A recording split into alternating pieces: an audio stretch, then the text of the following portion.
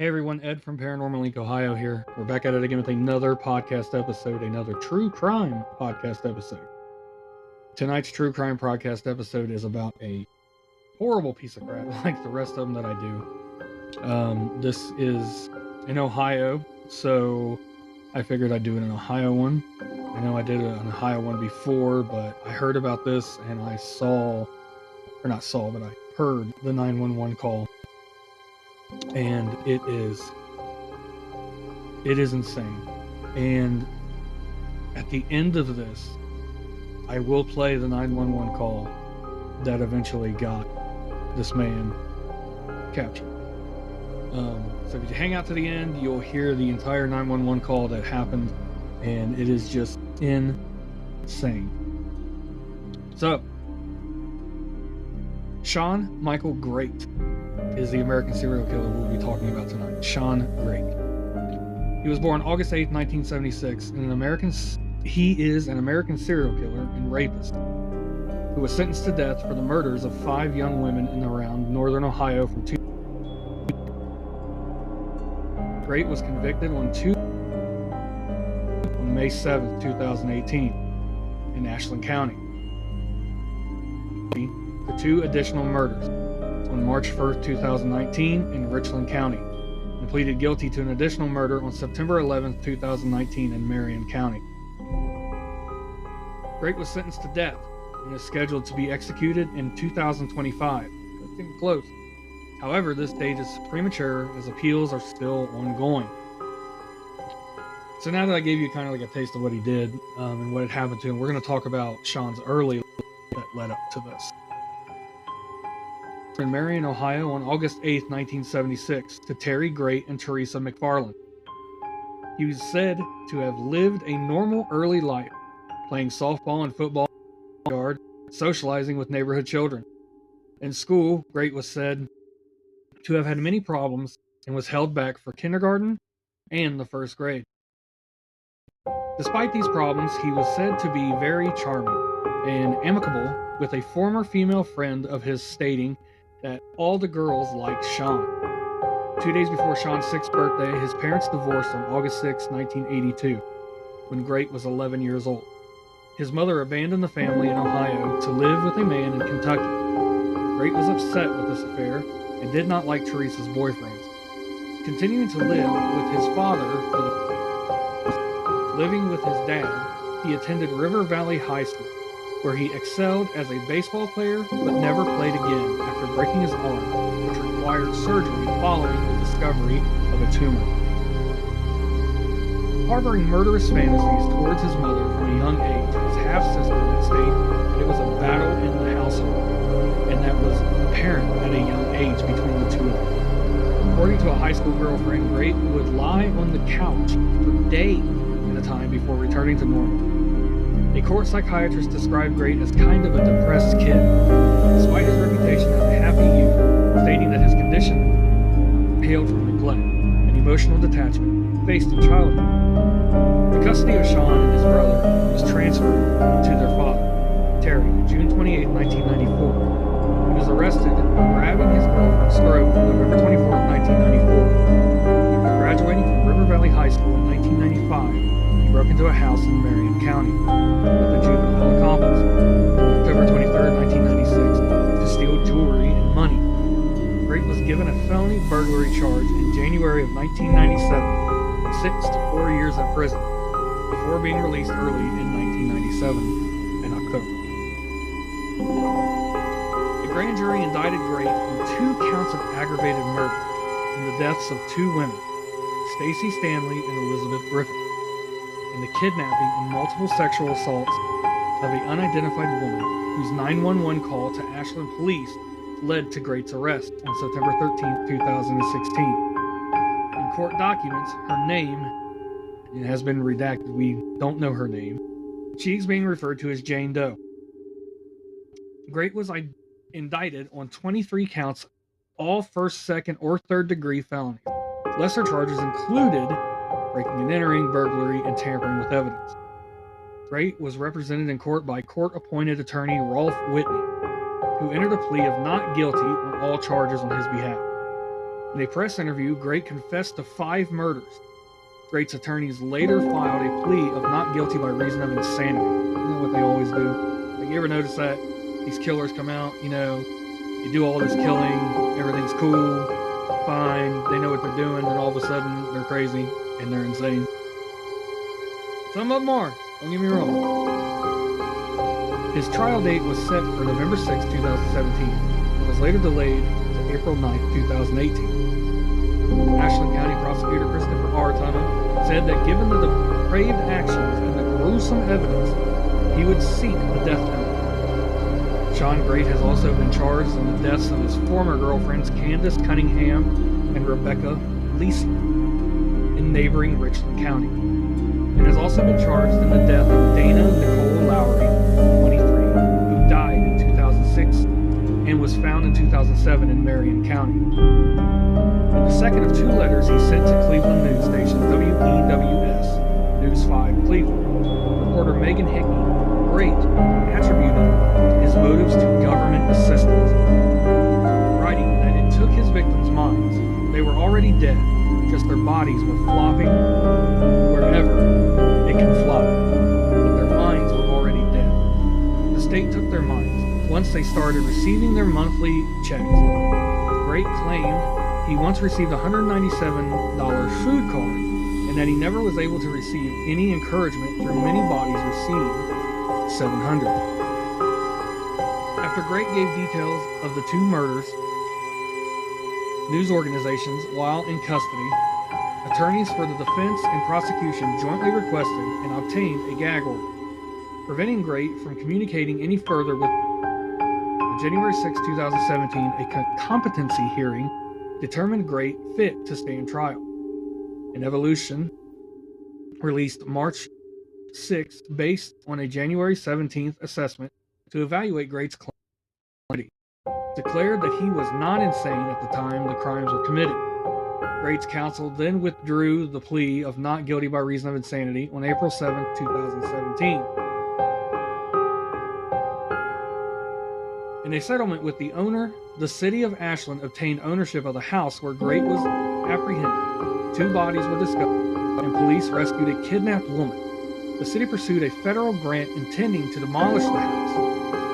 According to Andrew Bush, Assistant Law Director for the city of Ashland, there is a settlement agreement among the parties that essentially obligates the pump house to transfer all property that is the subject of this action to the city of Ashland and transfer their title thereto, provided that the city pays all the sums owed to the county for delinquent taxes and to the Musking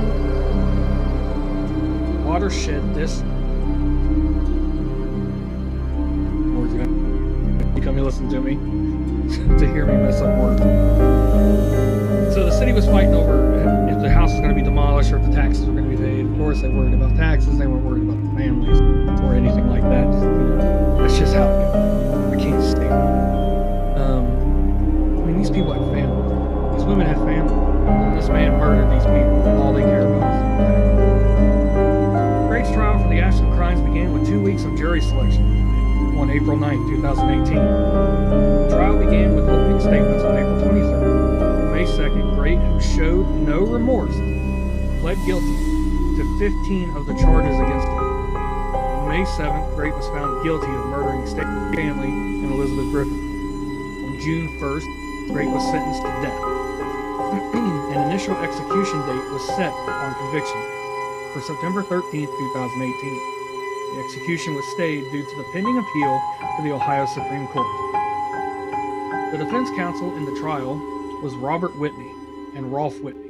The prosecution team was Ashland prosecutor Chris Tunnell, Medina County Assistant Prosecutor Michael McNamara, and Special Prosecutor Mark Weaver.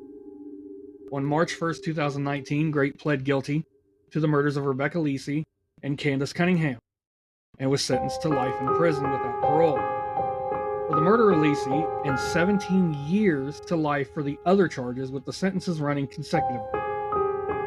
On September 11, 2019, Grate pled guilty to the murder of Dana Lowry and was sentenced to life in prison without parole, plus 16 years. On December 10, 2020, It was reported that Grate lost his appeal against the death sentence, with the Ohio Supreme Court upholding the sentence by stating there is no mitigation or reversible error in Grate's case, on the grounds of dismissing the appeal. Grate is scheduled to be executed on March 19, 2025. Good, he deserves it. It needs to be sooner than that. That date is when he is to be transferred to Lucasville.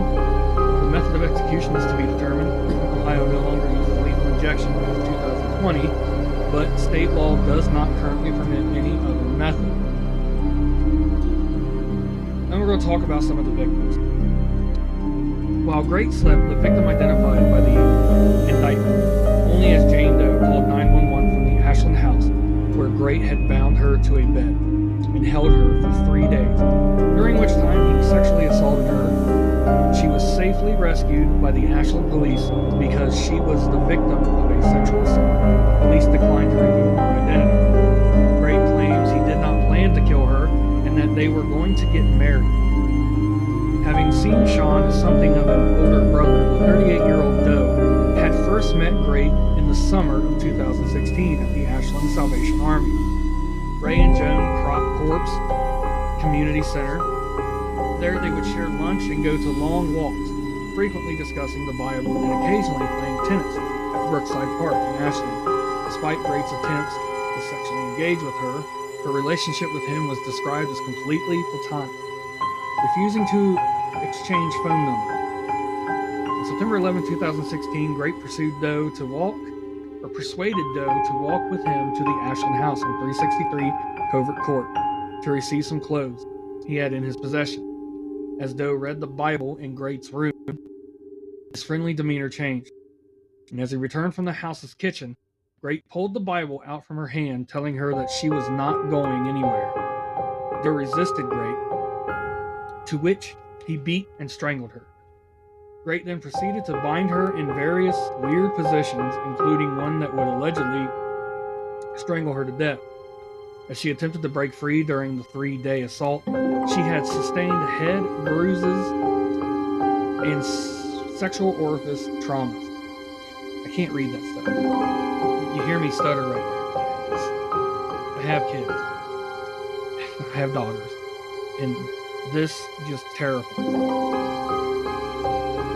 As well as vaginal bleeding from the ordeal, claiming she had been sexually assaulted by Grate in every way imaginable.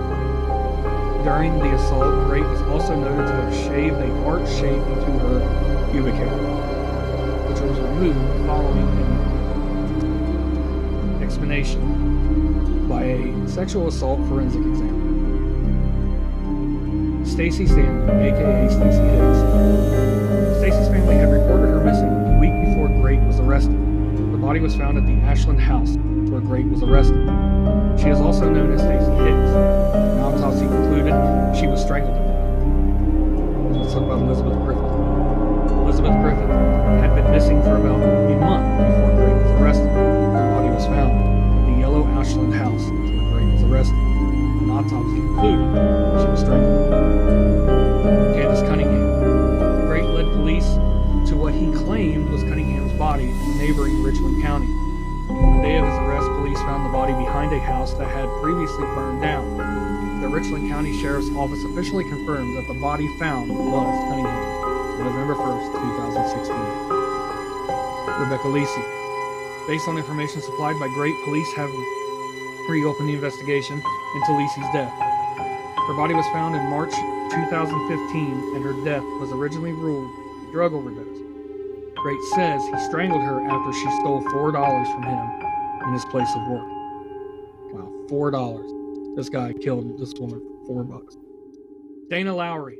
Grate claims to have killed another woman who was found dead in Marion County in 2006 and remained unidentified for 13 years.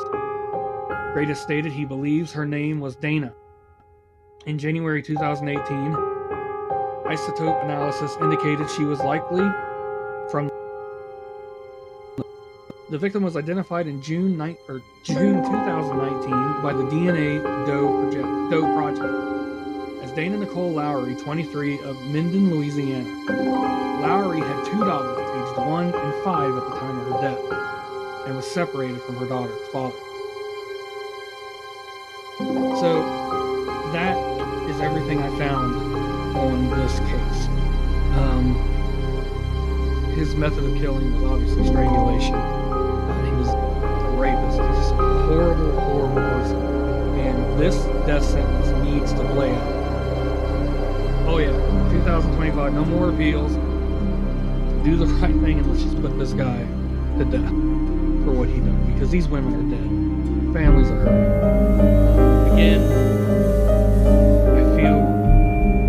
I am so sorry for the families of these victims. And I just don't know how a human being can do that. I just don't. I don't think so. But that's it for tonight's podcast episode. I hope you guys enjoyed it. I hope you guys are enjoying the true crime podcast. I'm enjoying doing it. Again, most of my stuff is paranormal related. This true crime just really struck my interest, and I'm so glad I started doing it. So, thank you guys also very much for checking out the episode. I love each and every single one of you to death. And, hear that? I said to death. True crime. Very punny, right? So, thank you guys also very much. I know that I said I was going to play the 911 call. After doing some thinking, I have decided not to play it. Just in case a family member or a friend is actually listening to this. And I would hate for if somebody's a kid and they don't know and then they hear it and then that happens. So I have decided against playing the 911 call. But you can find it on the internet. YouTube or just an internet search, you'll find the 911 call. So again, thank you guys also very much for being here. Like I said, I love you guys. And thank you so much. And I hope you guys have a great night. And you will hear from me on the next True Crime Podcast. Bye, everyone.